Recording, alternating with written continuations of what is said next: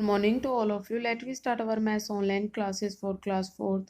My dear student, in previous class our PT2 syllabus is complete. Today we will start revision from chapter number 9 money.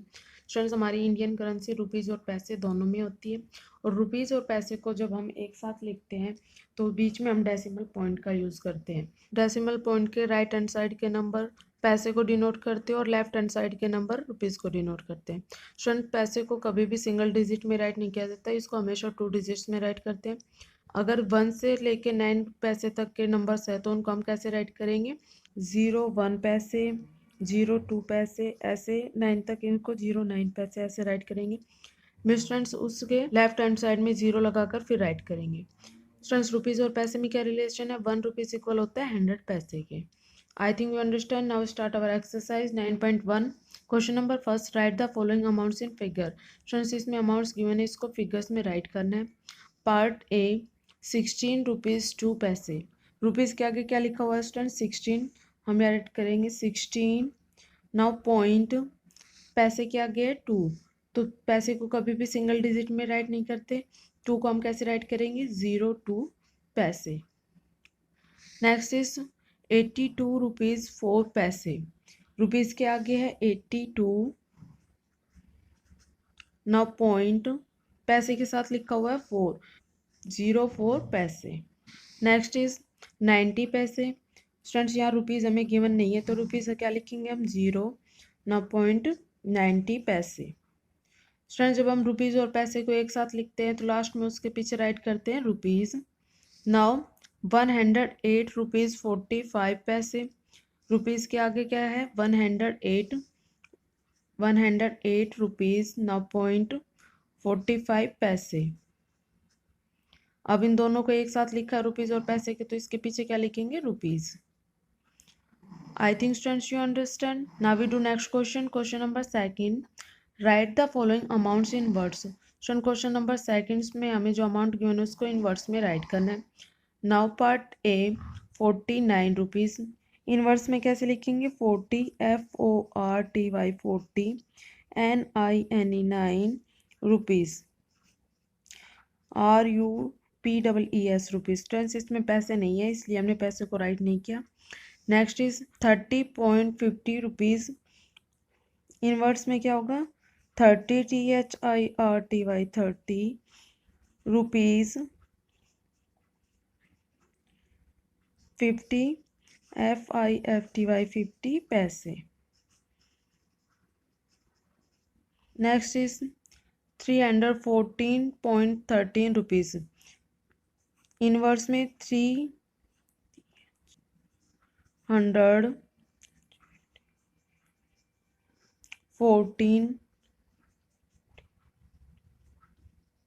Rupees 13 पैसे. Next is 0.03 rupees means 0 rupees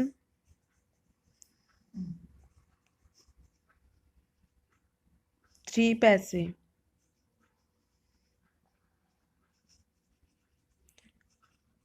या students, आप इसको ऐसे भी right कर सकते हो, means इसमें ओनली 3 पैसे है तो आप ये राइट कर सकते हो 3 पैसे.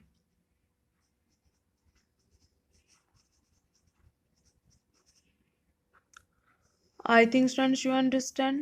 So you can easily revise question number first and question number second of exercise 9.1. Thank you students. Have a nice day. Good morning students. मैं मुकेश मैडम, आपकी हिंदी अध्यापिका MLP इंटरनेशनल स्कूल राजपुरा से. बच्चों कक्षा 4 में हिंदी व्याकरण में हम करेंगे पाठ 15. अनेक शब्दों के लिए एक शब्द.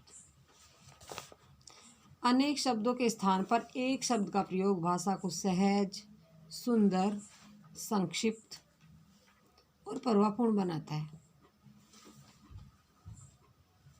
इससे भाषा में स्पष्टता भी आती है. तो ये मैंने आपको कल बताया था कि अनेक शब्दों के लिए एक शब्द का क्या लाभ होता है. हम 1 से 15 तक ये शब्द कर चुके थे.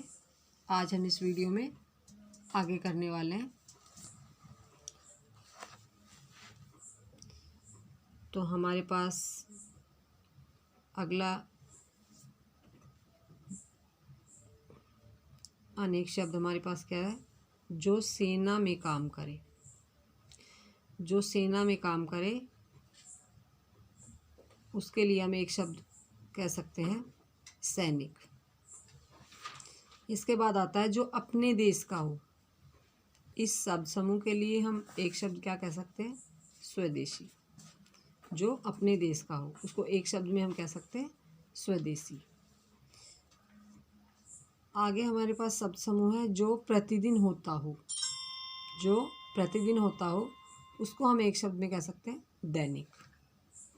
जो प्रतिदिन होता हो उसको एक शब्द में क्या कह सकते हैं हम? दैनिक। इसके बाद है शब्द समूह हमारे पास जो वर्ष में एक बार होता हो।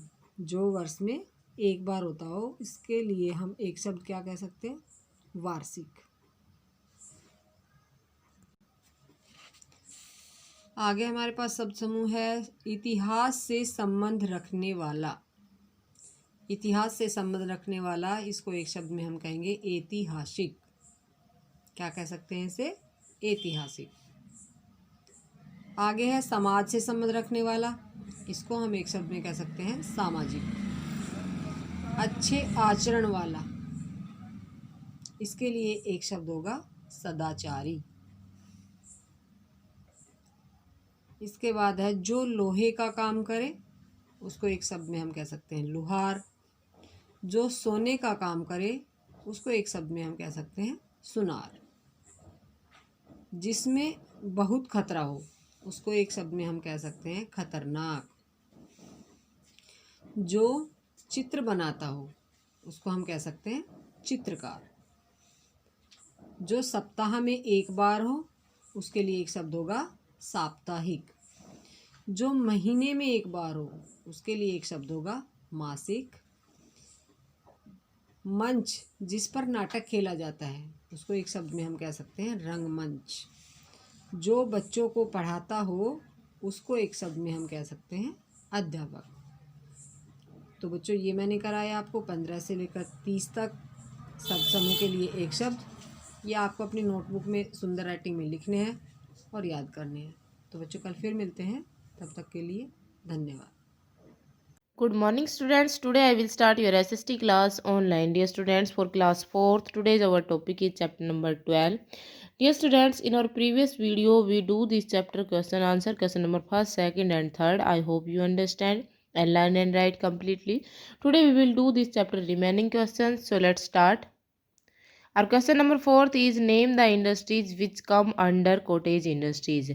उन उद्योगों के नेम बताने हैं जो घरेलू उद्योगों के अंतर्गत आते हैं। आंसर लिखेंगे leather industry, handmade toys, embroidered dresses and small food processing industries.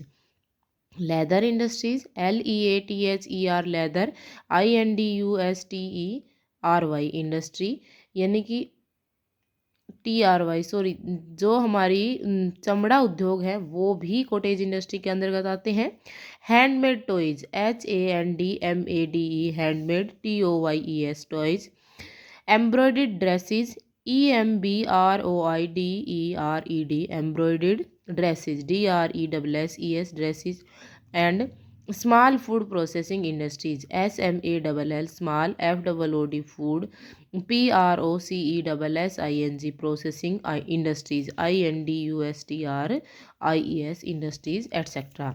Now और question number 5th is Why are large scale industries usually located near big cities? जो लार्ज स्केल इंडस्ट्रीज होती हैं वो बड़े शहरों के आसपास क्यों लोकेटेड होती हैं? आंसर लिखेंगे बिकॉज, क्योंकि large scale industries need huge amount of electricity to run the machines, a good transport system to receive raw material and send products to different places. क्योंकि जो लार्ज स्केल इंडस्ट्रीज़ होती है उनको अधिक मात्रा में मशीनों को चलाने के लिए लाइट की ज़रूरत होती है, इलेक्ट्रिसिटी की ज़रूरत होती है और एक अच्छे ट्रांसपोर्ट सिस्टम की ज़रूरत होती है कच्चे माल को प्राप्त करने के लिए और तैयार माल को अलग अलग स्थानों पर पहुंचाने के लिए। तो क्या लिखेंगे? because large scale industries need huge amount of electricity to run the machines and good transport system to receive raw material and send products to different places। अलग अलग स्थानों पर प्रोडक्ट्स को पहुंचाने के लिए और कच्चे माल को प्राप्त करने के लिए इन जो बड़ी बड़ी जो इंडस्ट्रीज़ होती हैं, लार्ज स्केल जो इंडस्ट्रीज़ होती हैं, इनको अच्छे ट्रांसपोर्ट सिस्टम की ज़रूरत होती है, इसीलिए ये बड़े शहरों के अंदर विद्यमान होती हैं। So dear students, I hope you understand and you learn and write this chapter complete. Thank you.